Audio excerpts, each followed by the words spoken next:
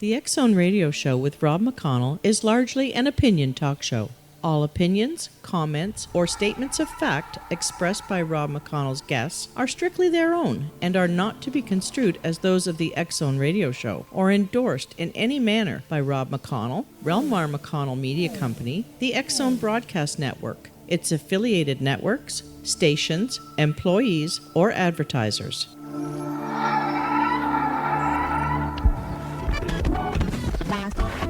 All Hit Radio.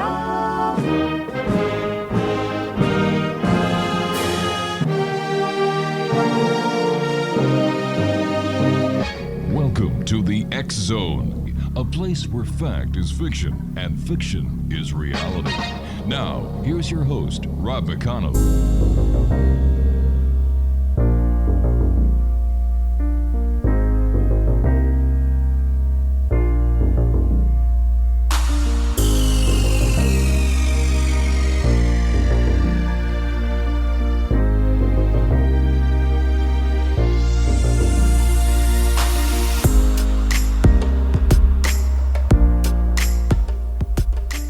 And good evening, one and all, and welcome to the X Zone. I am Rob McConnell, and for the next 4 hours, I am your host. I am your guide as together we cross the time-space continuum to this place that I call the X Zone. It's a place where people dare to believe and dare to be heard. It's a place where fact is fiction and fiction is reality. And the X Zone comes to you Monday through Friday from 10 p.m. Eastern until 2 a.m. Eastern, right here on the X Zone Broadcast Network, Talkstar Radio Network, Mutual Broadcast Network, and on Simul TV. If you'd like to send me an email with your comments, your suggestions, or your hate mail, that's all the same to me. For the past 30 years, it's been the same email address, xzone@xzoneradiotv.com. To find out about the programming we have available for you, 724-365 on the X Zone Broadcast Network, visit www.xzbn.net. And for all the programming information about the X Zone TV channel on Simul TV, visit simultv.com, and in the search engine, just type in X Zone. My guest this hour is John MILOR, and John is the author of 10 published books on varying genres, a talk show guest for numerous programs. John is mostly known for his pioneer research in an emerging field he has defined as Christian ufology. He has been contributing to this field for over 25 years now. John's interest in understanding the paranormal began at the early age of 5 years old after hearing his grandmother's tale of seeing a UFO about 100 years ago. Now, what makes his great-grandmother's tale unique is that she was an exceptionally devout Christian, the wife of a Pentecostal minister from the Bible Belt. Now, this story and others, several otherworldly encounters of his own have fueled John's quest to understand the unseen realms. Then when John reached the age of 21, it just like his great-grandmother, he was visited by none other than Jesus Christ in a vision. Since then, he has become a devout Christian. Joining me now to talk more about Christian ufology is my guest this hour, X Zone Nation, John MILOR. And John, welcome back to the X Zone. Thank you for having me back on. It's a great pleasure talking to you, John. Tell us a little bit more about your visitation or your vision of Jesus. Oh, wow. So that didn't come until after I got out of the Army. Mm-hmm. So I had a dream when I was 12 years old that I went to heaven, but in that dream I didn't see God or Jesus, unless, of course, you count it in the form of an eagle. I did see an eagle in a tree, which was just the most amazing experience. And I've heard that Jesus will take that form sometimes, representing the office of prophet. But the dream that I had when I was 21 was pretty much during the darkest time of my life. I was living a pretty worldly life back then, and during that time when I was probably the farthest away from God, I had a dream that he came to me. I write about it in one of my books, The Eagle Star Prophecy. And when I woke up from the dream, I was recalling elements of the dream, that there was someone that was with me, showing me these different things. But whoever this was, he was invisible. And at one point, I remember even looking at the seat that he was sitting in, but I could see the indentation of the seat. But whoever it was, he made himself not visible to me. And I was sitting there in my bed in my room just recalling the dream until I got to that point. And everything was just so crisp and vivid. And I was like, oh, yeah, I remember that. Who was that in that chair anyway? And I actually said it, When I verbalized the question, I literally heard the name Jesus answered in my ear audibly, coming from the middle of my room. And it floored me. I was just freaked out and blown away. And when he spoke, there's something that happens when God speaks that it's true. You can't refute it. Every fiber of your being knows that it's the truth. He speaks. When he speaks, his word is truth, and it's irrefutable. You can't argue with God. So when I heard him speak his name in my ear, which I wasn't expecting, it changed me in an instant. And I guess it was like, Ebenezer Scrooge, how he has his dream. He's bah humbug when he goes to sleep, right. And he's Mr. Joyful Christmas the next day. Yep. So that night when I went to bed, I was just, pretty much, it was another grim day like I'd been experiencing, depressed and having all kinds of problems. And when I woke up the next day, I felt like all this weight had lifted off of my shoulders when I heard him speak that name. And in an instant, it was like he revealed to me, you don't have to be carrying all of this. In fact, I'm just going to take it all away from you. And all the addiction, everything that I was dealing with, just gone. And I was like a dithering madman for a little while there. I didn't know what to do with myself. But I did a 180 in my life at that point. But there were things in my life, there were elements of my personality that still remained the same. One thing I always have been was a seeker, a questioning person, even at a young age. So I'd always had that intense sense of understanding that this world that we're in is not all that's there, that we're surrounded by beings all the time.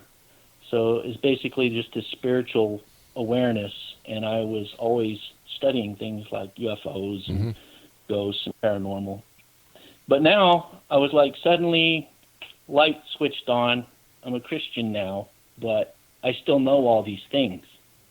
And so I started reading the Bible, and instantly I'm seeing kind of like all the stuff that I had been reading about from every other source of literature was here in the Bible. And so that's how I started this phase of reconciling, like, how can I believe these two different things that are commonly thought of as opposing, but reconcile this? And all of my books are kind of like in that vein of sort of reconciling faith with all of these other things. I understand what you're talking about, and I agree with you 100%, because when you really look at the Bible is a history book. It's a history book, prehistory. And it gives us all the answers, and all we need to do is open up to the possibilities. Ezekiel's wheel, the thunderous cloud on Mount Sinai that handed Moses the Ten Commandments. And the Bible is filled with these examples that were put in a metaphor that the people who wrote these could understand. And I think that as we progress in time, and as science and as researchers like yourself and thinkers like yourself bring forward the information, people listen and they say, you know what? That makes sense. And I believe that God talks to everybody. It's just a very few that actually listen. Yeah. As a familiar with computer programs and operating systems, to me it only makes sense that God would create his life forms with backdoor access. Exactly. And he communicates with everyone, even the most ungodly people. There is a level of backdoor access that he has where he can talk with them. And of course, a lot of these people are going to be completely rejecting him, rejecting what he stands for. rebelling, and we're an open book to God. Yep. So, we can kid ourselves and lie, or we can convince ourselves that God doesn't exist. He's fully capable of revealing himself at any time he wants, but he's more interested in what's in our heart. What kind of things do we want to be true? What do we hope for? That's right. And the way to determine that is to hide and access us via back door and have conversations with us in our sleep and in our subconscious, and continue to just be a part of our lives and try to guide us to him. And hopefully we can eventually snap out of it. John, you and I have to take our first break. Please stand by. And Exonation, here's a couple of websites to find out more about our guest this hour, John MILOR. Let me see. The first one is thestrongdelusion.net, and his Facebook page is facebook.com/John MILOR, and that's JOHNMILOR. And for all John's books, all you need to do is go to Amazon.com. John and I will return on the other side of this commercial break as the X Zone continues with yours truly, Rob McConnell, right here from our broadcast center and studios in Niagara, Ontario, Canada. Don't go away.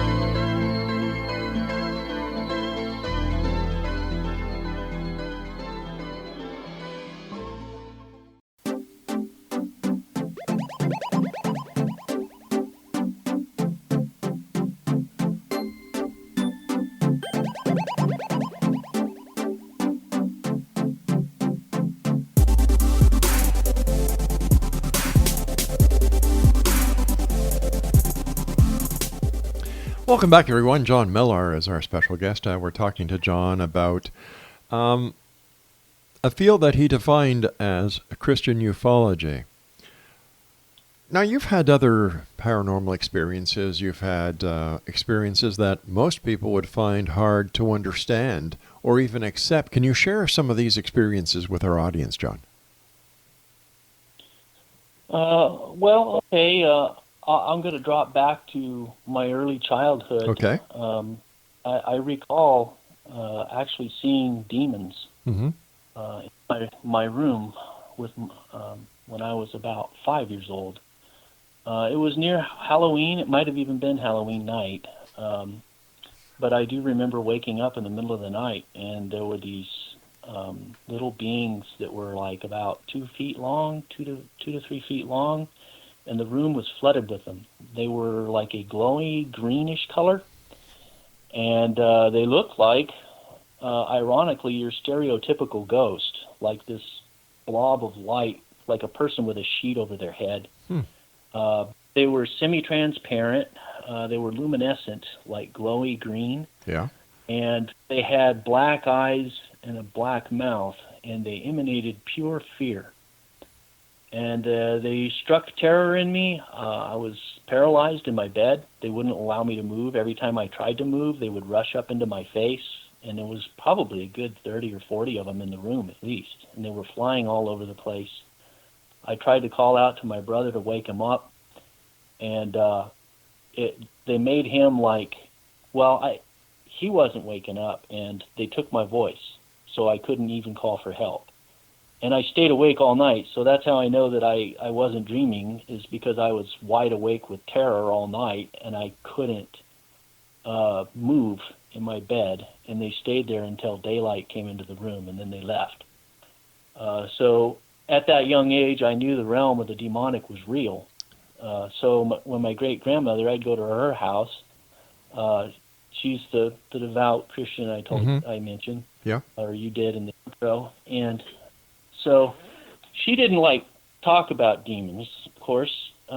She's not going to want to strike terror in kids or anything, but I knew that they were real. So when she talked about angels and stuff, I was always in tune and wanting to know, how do you get rid of bad stuff? And I remember the word rebuke. When I heard that word for the first time, I used to think of it as like a magic spell word that, oh, I rebuke you in the name of Jesus. You got to know that. And I remember my brother teaching me that. And when I got old enough to start reading the Bible, when I came across Second Thessalonians chapter 2, verses 3 through 12, and it talks about this deception, that stuck with me, and it terrified me, because the reality of the demonic realm was very real and personal to me.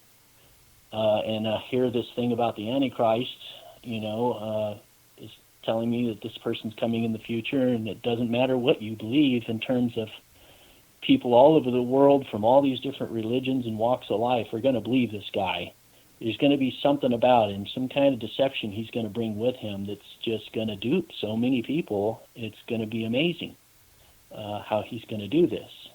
So that, even when I was not really a firm believer until I was 21, that still was a part of my psyche, and it was bubbling in there even when I was in my disobedient years. So when I first became a believer after my experience, that's when I started reading the Bible, and immediately I'm connecting dots with, starting in Genesis chapter 6, I read about the Nephilim, and to me that was just obvious. Those who descended from the sky, deception. Excuse me? I said the definition of Nephilim are those who descended from the sky, right? Correct, the fallen ones. Right. When the sons of God married the daughters of men, and then they had children that were genetic freaks of nature. They were giants.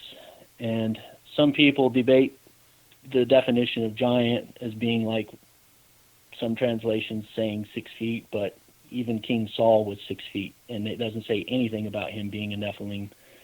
I refute that doggedly, that these were actual, no-kidding giants. They stood probably around Goliath, 9 feet tall. King Og, his bed was 13 feet.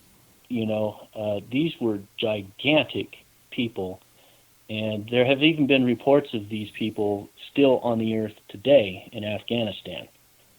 I personally talked with someone who said he shot one. He was a sniper in the Army at the time. So I think that they're still out there and they're still alive. And all of that started from that young experience, from when I saw that otherworldly, the dark side. But then later in life I saw the light side. So I've fortunately seen both sides of the spiritual spectrum. And those elements feed into part of who I am today. Why do you think that these entities from the dark side attacked you, or were with you the entire night? What do you think they were trying to accomplish?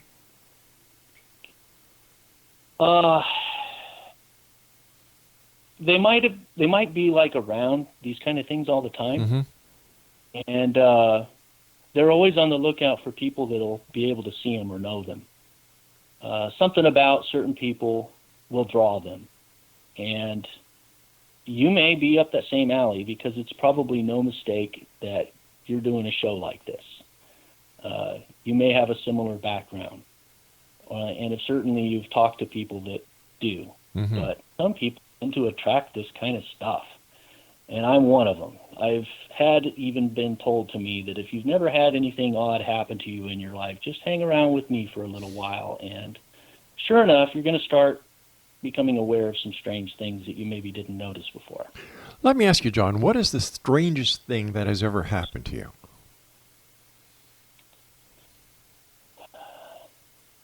The strangest? Yeah. Well, it's hard to say. Okay. I've literally written books about all these different things that have happened to me. I've swapped a part of my spirit with someone on one occasion, and then psychically found this person again after being separated for 3 years, psychically. And that was just by pure randomness.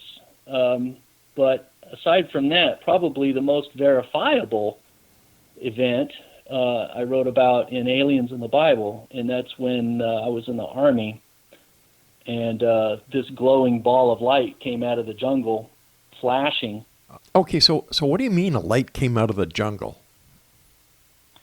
It was about midnight. This was during the Panamanian invasion. I was in the Army, and I was deployed to Panama during Operation Nimrod Dancer. I was an M60 gunner, and I was on guard duty at the time in the jungle.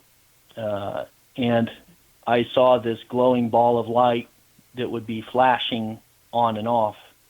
And when it wasn't flashing, it was completely transparent, completely invisible, and completely silent.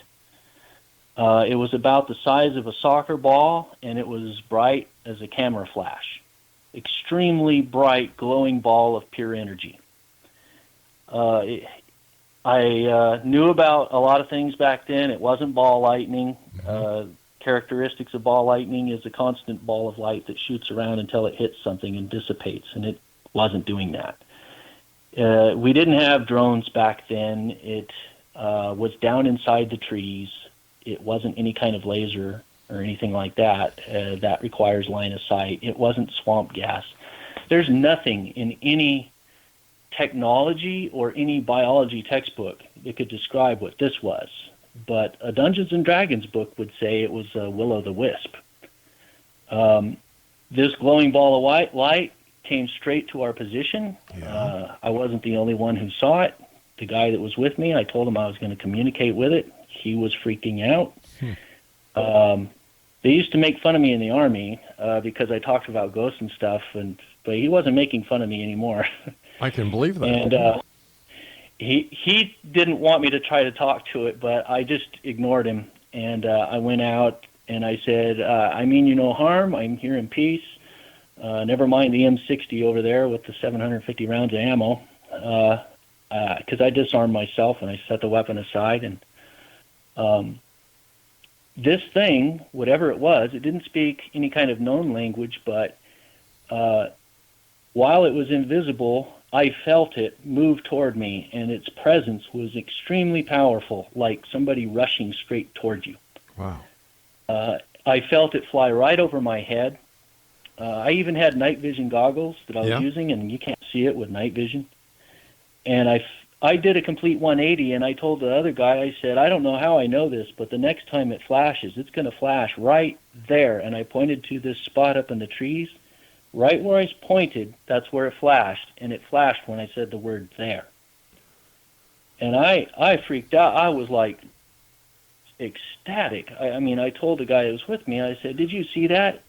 It knew where I was. It made me feel where it went, and it was waiting for me to point where it was before it flashed. Man. It totally communicated. It's sentient. It's alive, and it's observing us.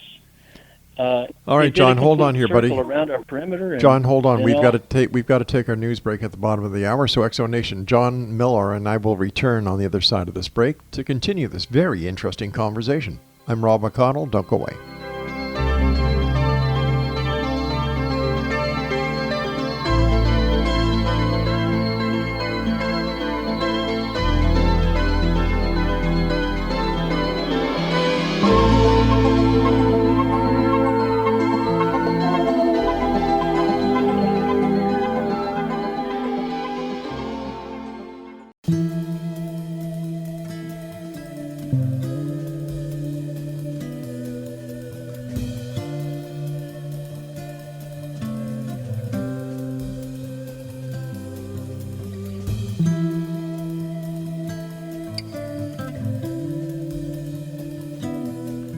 Exo Nation, John MILOR is our special guest this hour. Here's 3 websites: www.thestrongdelusion.net. He also has one, aliensinthebible.com. His Facebook page is facebook.com/John MILOR, and all his books are available on Amazon.com. All right, please continue this story. Before we went to the break, you were pointing to a spot in the trees, and when you said there, it appeared. Yeah, it flashed. So it basically let me know that it was, in fact, sentient. It let me know where it was located. And so somehow it was able to telepathically relay to me its location. It was a very strange feeling, like chills and just this energy that I felt, that I knew where it was located. It did a circle around our perimeter, flashing as it went, and then it went down deeper into the jungle, and it visited 2 other guard posts, and the next day the people at those guard posts both told me that they also saw it. And then it just went back off into the jungle. And if you read about a mythical thing called Will-o'-the-Wisp, they behave in that similar manner. They try to evoke curiosity and get you to follow them. And they're not good because they try to get you to follow and fall into a pit or something if you follow them, according to the legend. But I suspect that whatever spawned that legend was probably what we saw. You know what? Is it possible that what you encountered was the exact same thing that they encountered at Rendlesham Forest in the United Kingdom? It's possible. If that's the one, well, there was one where they actually saw a UFO there, right? Well, they never really saw what it was, but they did see a light. And we've spoken to Colonel Halt and the other members that were there, and they never said that they saw a UFO. They saw a light. So that's it could have been. Yeah. This thing was incredibly bright, and it was pure energy. I kind of have this theory that there's this whole range of what I would call transdimensional entities. They may be a part of God's natural order of creation, but they're sort of in between, or they're able to shift in and out of this dimension. I don't know if they're native to this dimension or not, but I've talked to people that had lived in Thailand, and there's this other kind of creature that lives there. Talked to 2 different people that did not know each other, and they were from Thailand. And they talked about this one creature that will sometimes materialize in the jungles. And it's like, from the legs down, it's semi-transparent, so it looks like it's floating. And it has eyes on the side of its head, and it has the face kind of like a head and face kind of like a horse. But it's got these really long, gangly arms and huge claws, and it'll straight up kill people. And this thing attacked my friend's brother. Because they hate noise. So if you go out into the jungles in Thailand, you make a lot of noise, and one of these things is around, it may kill you. So I thought that my friend in high school, I thought that this was just a crazy story, but when I brought up the same story to another lady a couple of years later, when she said she was from Thailand, she's like, oh yeah, only you in America don't believe those things, but we know those are common. She had a name for it, but and I don't remember the name, but apparently people from Thailand see these things and they're common. And that's just one example. I have a theory also, and I'm not the only one with the theory, but it could be that Bigfoot might be another example of a creature that has, say, a transdimensional capability. That maybe that's why we can't see them all the time. That's why they can creep right up on us, and we see them 1 second, and they're gone the next. But it's huge. How the hell did they sneak around like that? Maybe it's because they're Nephilim. They're part gorilla, part human or something, and they're incredibly smart, and they're just really evasive. But there may be a whole range of creatures like that. My latest book that I've been working on, The Strong Delusion, I studied the Quran and the Hadiths and a lot of Islamic literature, and it turns out they have something called the jinn. Yeah.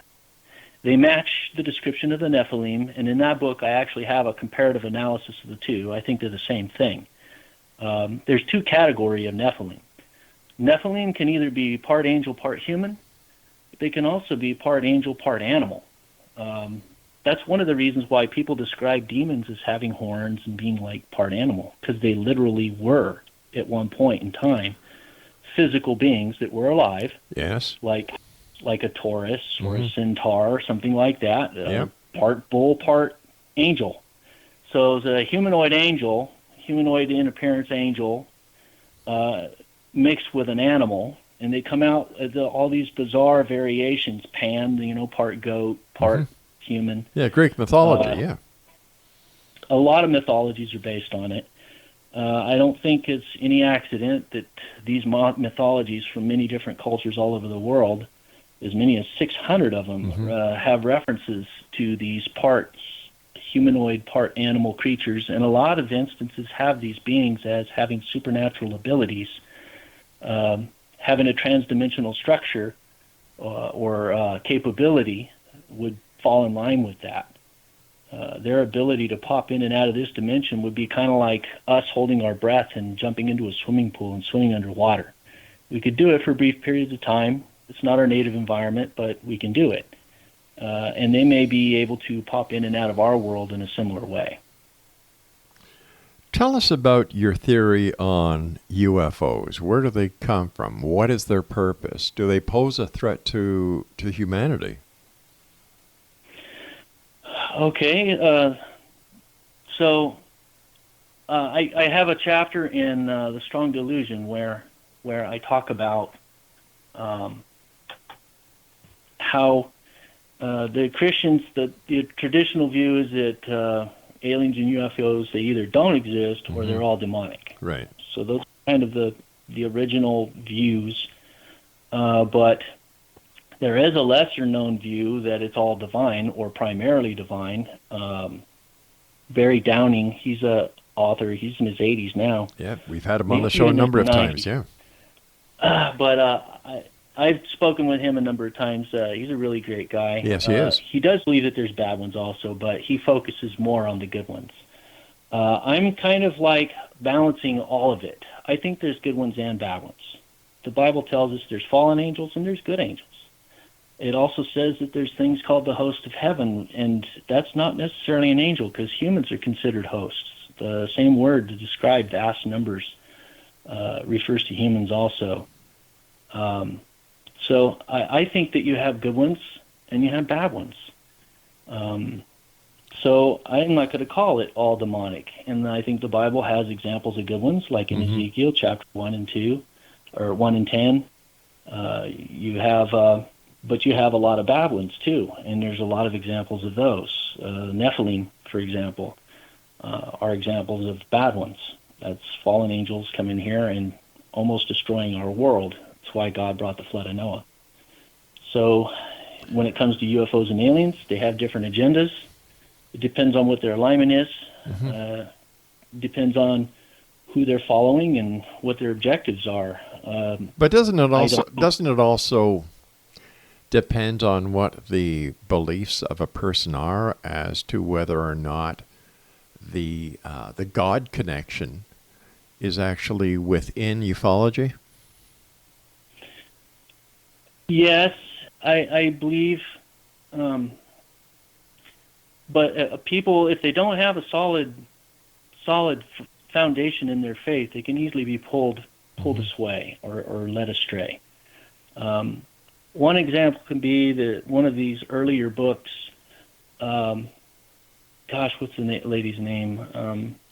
The Betty something. I read this book about a lady, and she was calling it all divine and everything. Right. But the beings that actually visited her actually called themselves the Watchers.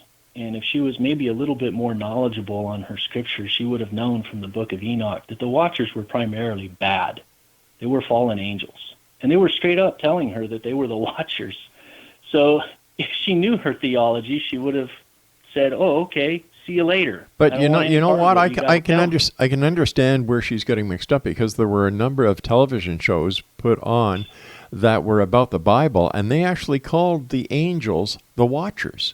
And these were the angels, the archangels Michael, and other angels and archangels that were called the Watchers. So I can understand where she's getting the mix from. Mm-hmm. And so this could be a particular species of angel, humanoid, and probably native to Earth originally, dating back to Lucifer's kingdom, talked about in Isaiah 14 and Ezekiel 28. angels used to live here on the earth before humans, and it was an entire kingdom that was here. And Michael might have been in there and part of that kingdom, Gabriel. So they are considered watchers as well, but the bulk of the watchers followed Satan, and they sinned, and they're the ones that spawned all of this Genesis 6, fallen angel stuff. Interesting. So you see a mixture. So obviously the angels, they may have been watchers in Ezekiel chapter 1 and 10. All right, stand by, my friend. You and I have to take our final break. Exo Nation, my guest this hour is John MILOR. And when we come back, I'll tell you a number of websites that you can get more information on John, and where you can also buy his books. I'm Rob McConnell. This is the X Zone. We're coming to you from our broadcast center and studios in Niagara, Ontario, Canada. Don't go away.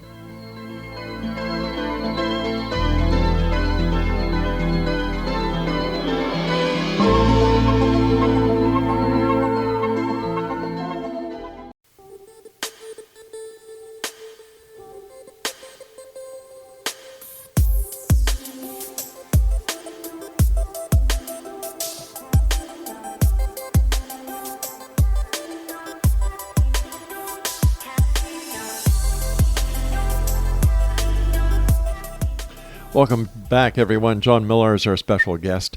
And here's a couple of websites. The first one is thestrongdelusion.net. Then aliensinthebible.com. Another one is aliensandtheantichrist.com. On Facebook, it's John MILOR. And his books are available on Amazon.com. He's a very busy man. First of all, John, I want to thank you so much for joining us tonight. Great talking to you after all this time. And I'd also like to take the opportunity of thanking you so much for your service. Thank you very much. Thank you very much. So we've talked about angels, the good, the bad, the ugly. What do you think? Where are the angels now? And where do you think heaven is? There's some that are here on Earth right now among us. Okay. In fact, I think that they frequently will assume human identity, and sometimes they can even assume the identity. I think one of their frequent tricks is to be like doppelgangers, and they'll assume the identity of someone that you know. Right. It may even be in the same house as you. They could do something as cunning and quick as walking in the room, assuming the identity of your wife, say a comment to you about something, and then walk into the other room and disappear, and you would never know, because you're never going to ask your wife, hey, what did you say about this or that? People don't cross-reference what we say, but half the time when we do, we're saying, oh, I never said that, or I don't know what you're talking about. Yeah, I've heard that. But how many times has that ever happened?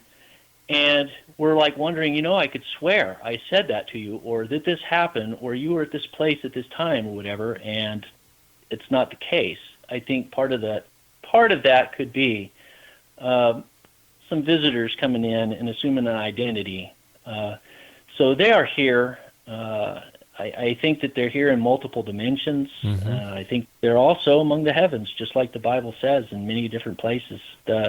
Heaven is a plural word. Second heaven is the most frequently used term.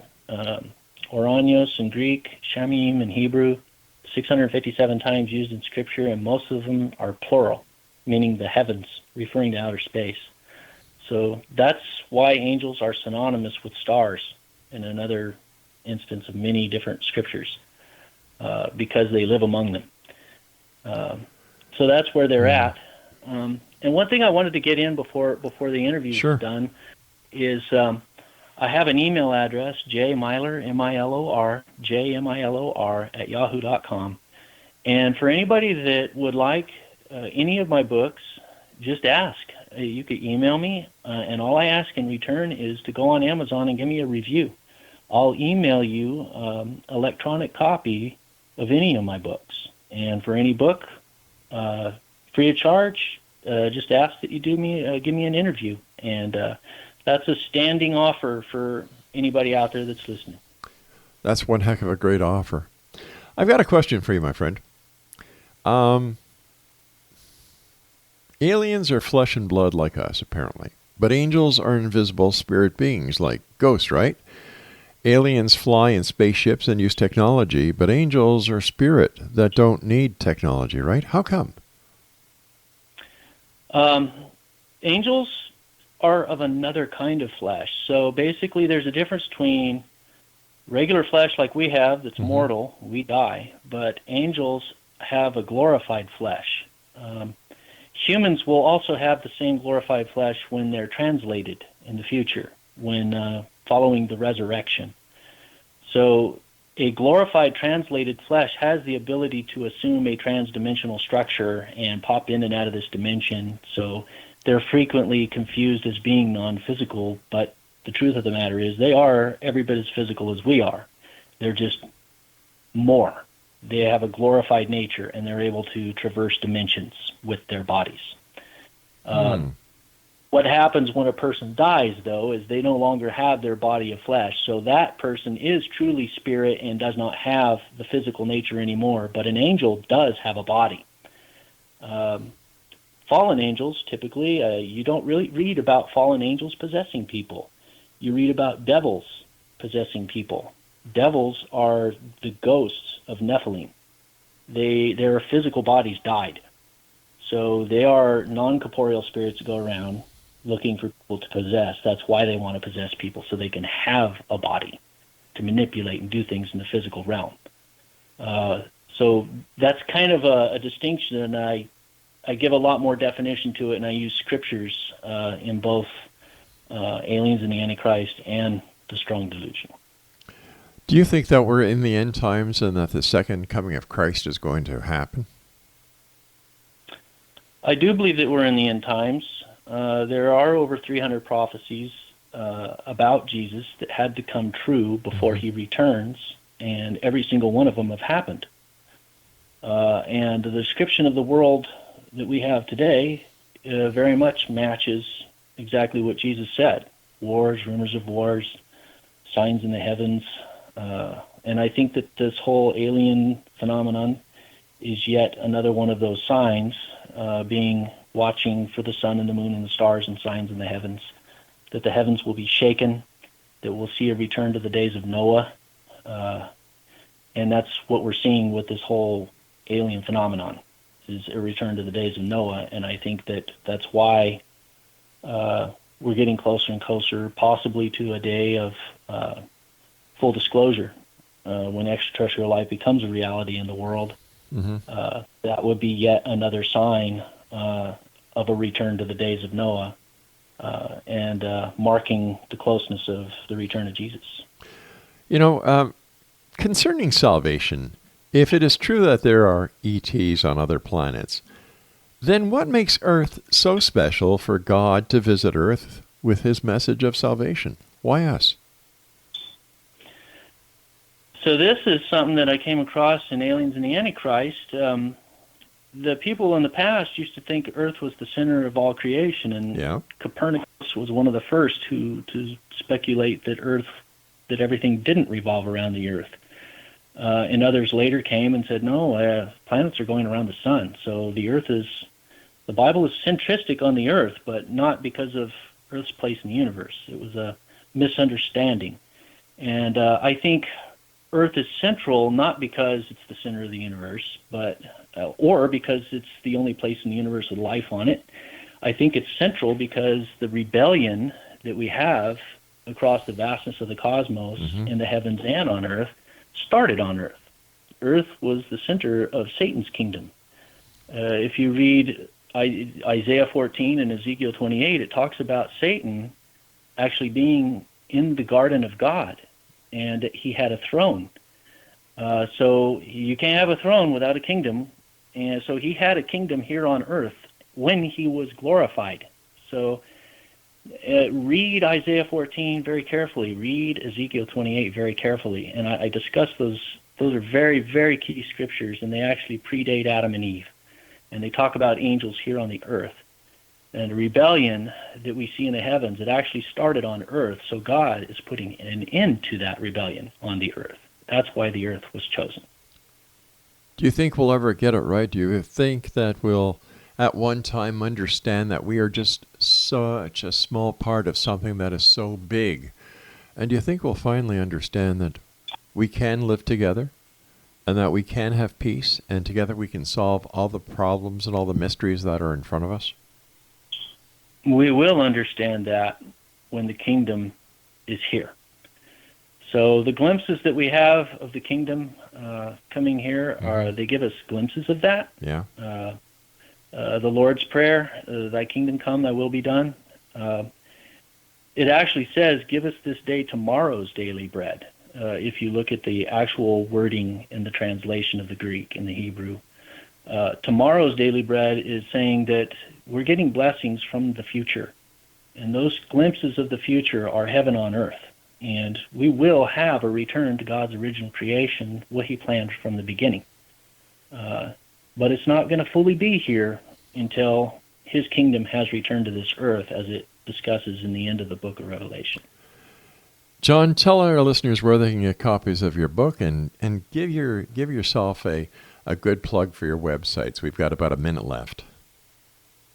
Okay, it's www.thestrongdelusion.net. That also goes to the same website as two other domains, so whichever are the easiest to remember, www.aliensinthebible.com and www.aliensandtheantichrist.com. So I have a bunch of links on those websites to go to all of my social media stuff. I'm out there. I got my own YouTube channel if you want to see some videos of me talking about some of the books. I have this 16-minute presentation of The Strong Delusion on there that has all these slides and tons of scriptures. You can pause it, you can read it. Is basically a synopsis of the book. And I also have an Amazon author page and Facebook, and then, of course, my email. Right. And I do personally correspond with people. John, we've run out of time for tonight. Thank you so much for being on the show, and I look forward, whoopsie-daisies. Thanks, Craig. I look forward to the next time you and I meet back here in the X Zone. Until then, take care of yourself, my friend, and God bless you. We'll be back on the other side of this commercial break with the news as we continue from our broadcast center and studios in Niagara, Ontario, Canada. Once again, if you'd like more information about our guest this hour, John MILOR, aliensandtheantichrist.com, thestrongdelusion.net, aliensinthebible.com, on Facebook, facebook.com/John MILOR, and of course, all his books are available on Amazon.com. I'll be back on the other side of this commercial break with the news at 6.5 minutes past the top of the hour as we continue here in the X Zone with yours truly, Rob McConnell. Don't go away.